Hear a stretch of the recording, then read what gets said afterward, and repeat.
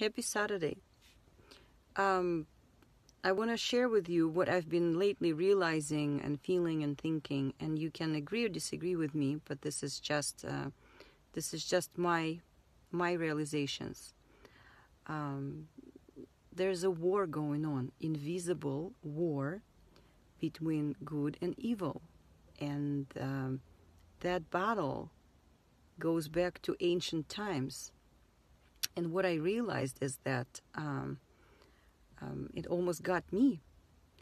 I almost was deceived, very powerfully deceived, as I was doing my inward journey, my spiritual journey, trying to heal myself, to learn about myself.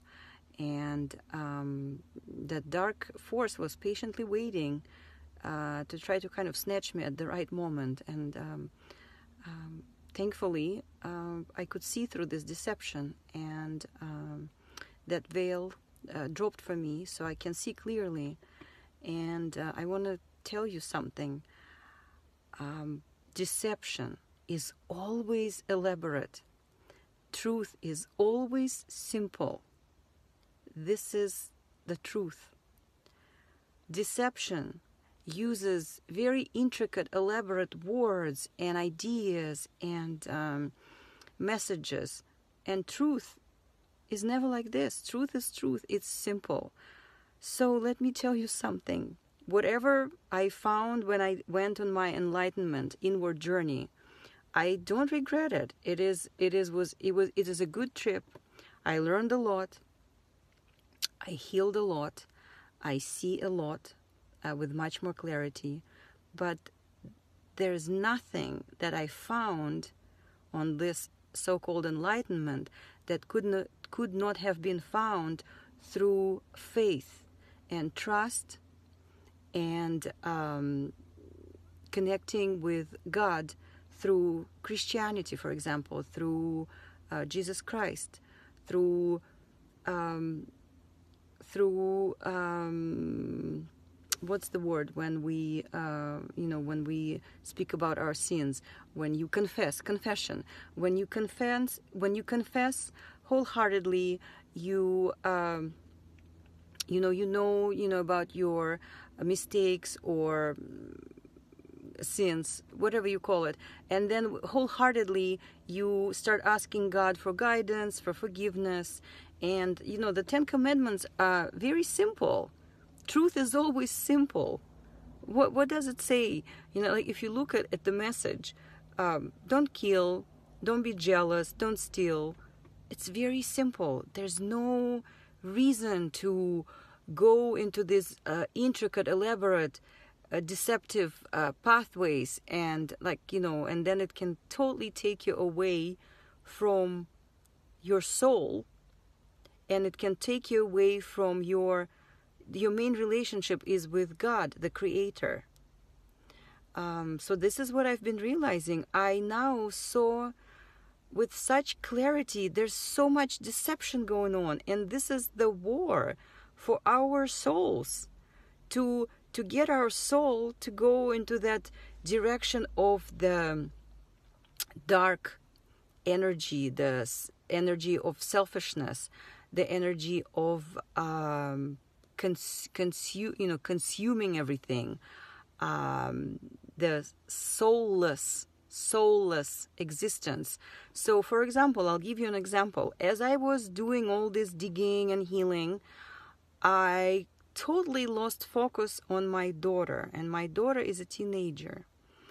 And but I was justifying kind of spending less time with her and paying less attention towards her, because I kept telling myself, oh, but I'm doing my spiritual journey, I'm healing, I'm doing this because it will help me, it will help her. But my focus was not on my daughter. So what happened during this time, as I was finding excuses and saying, oh, I'm so busy, healing myself and going through my enlightenment process, my daughter started spiraling out of control.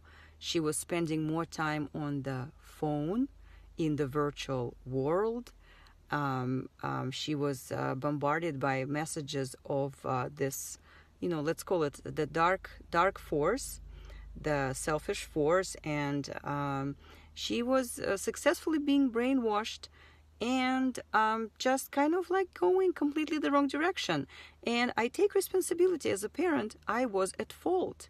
As a parent, it was my responsibility to establish clear guidelines, what is allowed, what's not allowed, what's good to watch, what's not good to watch. So I cannot blame completely the dark force for doing what I wasn't doing as a parent. But this is how tricky it is. It is manipulating and catching us just like this through all of this stuff. So let me go back to my spiritual journey, this enlightenment, right? I found a lot of stuff. I healed a lot of stuff. But the way I'm kind of realizing it, the ego, the dark force, was patiently waiting to snatch me, my soul, at the right moment to take me away from God and to spin me more in the direction of self, everything self, but more from the ego point. Once I realized how powerful and infinite I am, how there's so much magic in each one of us, the ego can snatch you at that moment and give you that power, and you'll start feeling, I'm godlike, I can do all of this, all of that, and there you are.